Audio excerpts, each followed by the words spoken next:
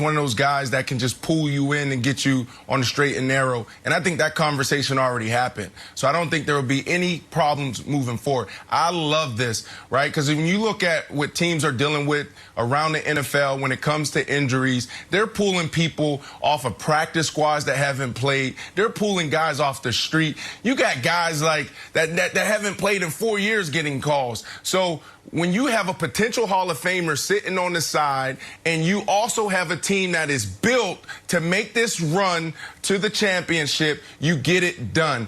Now, Nick, you just talked about, well, Bill Belichick made a great decision on moving on from Tom Brady because he knew he couldn't lead his team to another Super Bowl. So it was a great decision. Yes. Well, it looks to me like Tom Brady goes to Tampa and he can lead this team to a Super Bowl, which is interesting because who was in a better position last year? Was it the New England Patriots or was it the Tampa Bay Bucks? I believe it was the New England Patriots. When you look at Tampa, the Tom Brady effect, the offensive line, one of the worst in the league. Turnovers, one of the worst in the league. Penalties, one of the worst in the league. Defense, one of the worst in the league. So you take Tom Brady, you insert him into Tampa in this situation. You have a Super Bowl contender. You're banged up at the wide receiver position. You insert Antonio Brown. But now you're back on track. So this is a scary situation.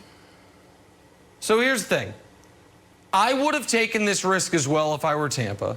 And I think Bruce Arians is exactly right when he says he screws up once and he's gone. And I said this when we were talking about Seattle bringing in Antonio Brown. You're paying him nothing. You're giving up no draft picks. So there is minimal risk. So I don't think it's the wrong move. But I don't agree with a lot of what Brandon said there, which is we know Tom Brady will get Antonio Brown under control. Antonio Brown was literally living at his house and lasted 11 days. Couldn't help himself but to tweet and Instagram his way out of New England. The only person who can help Antonio Brown is Antonio Brown. So whether he wants to continue to blow up his career or not is going to be based on whether or not, to be totally honest, he hit bottom when he was shackled in that courtroom and realized nobody in the league wanted to touch him. But as far as Bruce Arians and the fit, again, I would have taken the risk, but I also would have been maybe a little more cautious with my commentary over the last 18 months if I'm Arians.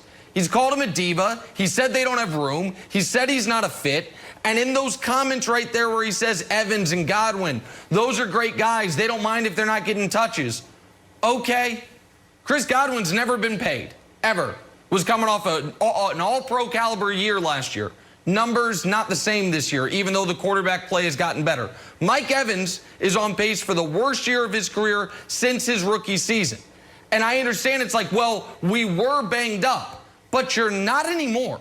Your wide receiving core is totally healthy now. And some of those mouths aren't going to be fed. They're not healthy. Okay, he asked them before. He asked them before the start of last game, where are you guys at? And they said 80%, 85%, 90%. Yeah. They're not healthy. Are they out there playing? Yes. But they can't, you know, as a receiver, you need to be fully healthy if you want to be efficient and effective out there on Sunday.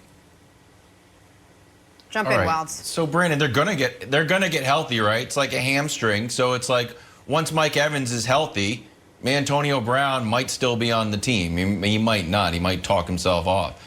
But, Nick, I'm going to go a little bit deeper on your Antonio Brown thing and Bruce Arians. Here's an article from the Washington Post. I'll read the headline. Antonio Brown's feuding with Bruce Arians, Emmanuel Sanders, and everyone in his mentions. And this wasn't brought up when Arians was talking about it's not a fit. And remember, he said it's not a fit, there's not enough room. And everyone's like, the reporter's like, well, what about Perryman? He's like, well, no, not a fit. And not enough money. Like, well, what if it's free? Bruce Arians doesn't want him on the team. I am not buying that he's had a total change of heart in the past 18 months. Here's what Antonio Brown said about Bruce Arians in a now deleted tweet, January 16th. He didn't draft me, talking about Arians. He drafted Sanders, same guy who missed rehab, so he's throwing Sanders under the bus. Missed rehab to go on the network, talk about me in a situation he had zero clue about. Listen to this. Arians now wears Kangol hats and glasses, but I'm a diva? So it's like, it's just an odd fit. And I don't think Bruce Arians is like, it's all water under the bridge. it's not Brandon Newey's like, hey, if he makes one mistake, the level of mistakes that Antonio Brown can make are actually pretty terrifying. But I don't know. Yeah, it's but like, all right, first you're of all, 20 minutes late for a meeting. Is that it?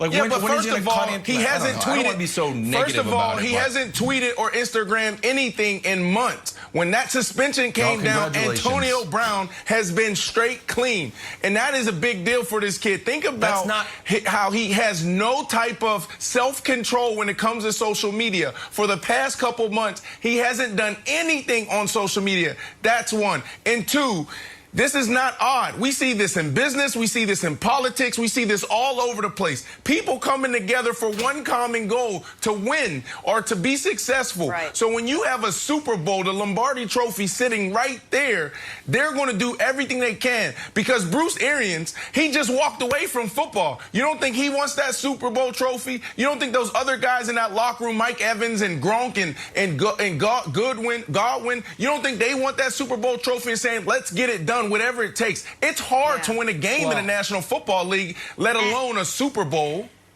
That's and the fine. truth is, he's not going to play. He's not going to play for Bruce Arians. Let's face it, he's going to play with Tom Brady. That's why this whole idea that Brady had nothing to do with the move is a joke. It's all about Tom Brady. Listen, that is right. This is because Brady wanted him there. There is no equivocation, no question about it. And maybe it will work. Again, Antonio Brown, when he's been on the field in his career, is as productive as any receiver ever. But we can't pretend like he's not a live wire, and we can't pretend like there aren't certain guys in the Bucs locker room, I would imagine, that did not greet this news with open arms. That's all I'm saying, Jenna. All right, let's move on. Time for a little drawing a blank now. Switch sports, switch actors, the whole bit. Kevin Durant and Kyrie Irving are collaborating on a Nike basketball shoe. The two haven't played a game together yet, but already they're working on a shoe. That's confidence right there. Brandon, KD and Kyrie collabing on a new shoe is blank. You know what, Wows? This is great for Kyrie. I know you're a sneakerhead, but Kyrie's shoes in the past have been terrible. They stink. So he needs help. I like what KD does with his shoes. So him collaborating really benefits more of Kyrie. This is good for Kyrie. And it's also, stop look it with that. that. What is this? That was a one-off thing. What is this? SpongeBob? Stop.